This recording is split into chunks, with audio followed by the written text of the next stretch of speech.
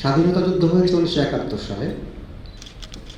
এই জুলাই অভ্যুত্থানের পরে অনেকেই মুক্তিযুদ্ধের সার্টিফিকেট সারেন্ডার করছে এবং তারা আবেদন করছে এই কারণে যে বলা হয়েছে সরকারের পক্ষ থেকে যদি কোনো ভুয়া মুক্তিযোদ্ধা থাকে তাহলে তার বিরুদ্ধে ব্যবস্থা নেওয়া হবে, আর যদি তারা স্বেচ্ছায় সারেন্ডার করে সার্টিফিকেট তাহলে তাদের নাম গোপন রাখা হবে, আর যে সুযোগ সুবিধাগুলো নিয়েছিল সেগুলো ফেরত দিয়ে চলে যাবে, তাহলে তাদেরকে মাফ করে দেওয়া হবে। কিন্তু যদি ফাইন্ড আউট করে করা হয়, পাওয়ার পরে যদি দেখা যায় যে সে আসলে এখনো সারেন্ডার করে নেই কিন্তু ভুয়া, তখন কিন্তু তার পানিশমেন্ট হবে।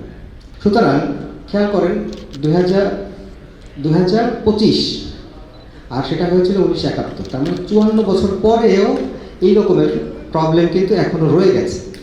সুতরাং জুলাই অভ্যুত্থান এখনো 1 বছরও হয় নাই, আমাদের এই কার্যক্রমে কিন্তু আরও সময় লাগবে। আমি এই কথা এই কারণে বলছি যে এর মধ্যে কিছু ভুল ত্রুটি থাকবে। 54 বছর ধরে আমার কিন্তু এখনও মুক্তিযোদ্ধার গেজেট ফাইনালাইজ হয় না। সো আমাদের এই কার্যক্রমের একদম কংক্রিট সঠিক যারা আহত ছিল, সঠিক যারা যোদ্ধা ছিল তাদের লিস্ট একদম পরিপূর্ণ পেতে আমাদের আরও কাজ করতে হবে। সুতরাং আমরা হতাশ হব না। অবশ্যই আমাদের যা গেজেট হয়েছে সেখানে ভুল ত্রুটি থাকতে পারে, নামে ভুল থাকতে পারে, যে কোনো রকমের ভুল ত্রুটি থাকতে পারে, সেটা কিন্তু এখানেই শেষ নয়। আমি নিশ্চয়ই বোঝাতে পেরেছি যে এইটি চলমান প্রক্রিয়া, এটা চলবে। এখন আসি আজকে আমাদের যে কার্যক্রম, আমাদের সদর উপজেলা নির্বাহী অফিসার অলরেডি মোটামুটি বলে দিয়েছেন। তা আমি যেহেতু শুরুতেই বলেছি যে আজকে আমার এখানে থাকা হতো না যদি অভ্যুত্থান না হতো, সেই দায়বদ্ধতা থেকেই কিন্তু আমি কাজটি করার চেষ্টা করেছি। সরকার কর্তৃক একটি কমিটি করে দেওয়া হয়েছে, যেখানে জেলা প্রশাসক সভাপতি, পুলিশ সুপার সদস্য সহ সিভিল সার্জন এবং আহতদের পক্ষ থেকে বা জুলাই অভ্যুত্থানে যারা অংশগ্রহণ করেছিল তাদের মধ্যে থেকে ছাত্র প্রতিনিধি সহ একটি কমিটি করা আছে। সেই কমিটি এখানে আবদুল্লাহ আছে, বলতে পারবে। আবদুল্লাহকে নিয়ে অনেকের অনেক রকমের কথা থাকতে পারে, কিন্তু আমি তার আন্তরিকতার অভাব দেখি নাই। তো দেশে বিগত সময়গুলোতে যে অবস্থা ছিল, গণতন্ত্রের অনুপস্থিতি এবং বিভিন্ন কারণে দেশের মানুষ সেখান থেকে মুক্তি চেয়েছিল। বিভিন্ন সময় আন্দোলন হয়েছে, আপনারা সেই আন্দোলনের নেতৃত্ব দিয়েছেন এবং আন্দোলন করেছেন এবং তৎকালীন অবস্থার পরিবর্তন ঘটিয়ে বর্তমান বাংলাদেশে একটা গণতান্ত্রিক, যেখানে মানুষ কথা বলতে পারে, এরকম একটা সমাজ, এরকম একটা দেশের প্রবর্তন করেছেন। আসলে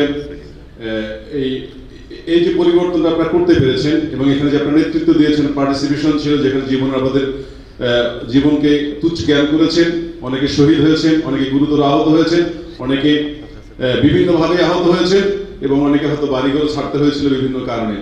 তো যাই হোক, দেশে একটা গণতান্ত্রিক পরিবেশ আবার ফেরত এসেছে, দেশে একটা মানুষ কথা বলতে পারতেছে। এখন আপনি আপনার মধ্যে কথা বলতে পারেন, যেখানে খুশি মানে আইনের মধ্য থেকে আপনি আপনার কার্যক্রম পরিচালনা করতে পারতেছেন।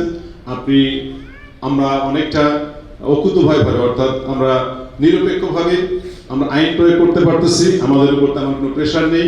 তো সবকিছু মিলিয়ে দেশের যে এই একটা অবদ্ধ অবস্থা থেকে যে বর্তমান গণতান্ত্রিক অবস্থা যে উত্তরণ, সেই উত্তরণে আপনাদের অবদানকে আসলে স্বীকার করে বা খাটো করা হবে, বরং এটা অনস্বীকার্য এবং সেটা এই অবদান অপরিসীম। তো আমরা ভবিষ্যতে যাতে আরো আইনের মধ্য থেকে দেশের গণতন্ত্রকে সংহত করতে পারি এবং দেশের মানুষ যাতে তাদের ভোটাধিকার ফেরত পায় এবং একই সাথে আমরা আমাদের দেশকে সামনে এগিয়ে নেওয়ার লক্ষ্যে আমাদের মধ্যে যে বিভেদগুলো রয়েছে সেই বিভেদগুলো দূরীভূত করতে পারি এবং যে ত্যাগ আপনারা করেছেন সেই ত্যাগ একই রকম, এই ত্যাগ যেন আরো অন্যকে উৎসাহিত করে এবং দেশের সকল সেক্টরে, অর্থাৎ উন্নয়নের সেক্টরগুলোতে, কৃষি, শিল্প, সব ক্ষেত্রে, এই কমিউনিকেশন, যোগাযোগ, অর্থাৎ আমাদের যেখানে আয় রোজগারের ব্যবস্থা আছে, যেখানে মানুষের জীবন জীবিকার ব্যবস্থা আছে, সেগুলো যাতে আমরা স্মুথ করতে পারি, সেটা যেন আমরা ইম্পার্শিয়াল করতে পারি, এখানে যেন কোনো ব্যত্যয় না হয়, বা আমরা যাতে এই পরবর্তী যারা জেনারেশন আছে, এরপরে যারা আছে, তাদেরকে আমাদের এই চেতনা সম্পর্কে জানাতে হবে, তাদেরকে এই আমাদের অর্থাৎ নাগরিক হিসাবে আমাদের দেশের প্রতি যে কর্তব্য বা দায়িত্ব রয়েছে সেইগুলোর বিষয়গুলো আমাদের জানাতে হবে। এই ক্ষেত্রে ধর্মীয় প্রতিষ্ঠান থেকে শুরু করে শিক্ষা প্রতিষ্ঠান সবারই সমাজের প্রতিটা নাগরিকের দায়িত্ব রয়েছে। তো যাই হোক, আপনারা যে ত্যাগ স্বীকার করেছেন সেই ত্যাগের আসলে মূল্য হয় না। আপনাদের অনেকের অভিযোগ এখনো করতেছেন, যারা আহত হয়েছেন তাদের অনেকে এখন সুচিকিৎসা পাচ্ছে না, কিন্তু সরকার তার সাধ্যের মতো চেষ্টা করতেছে।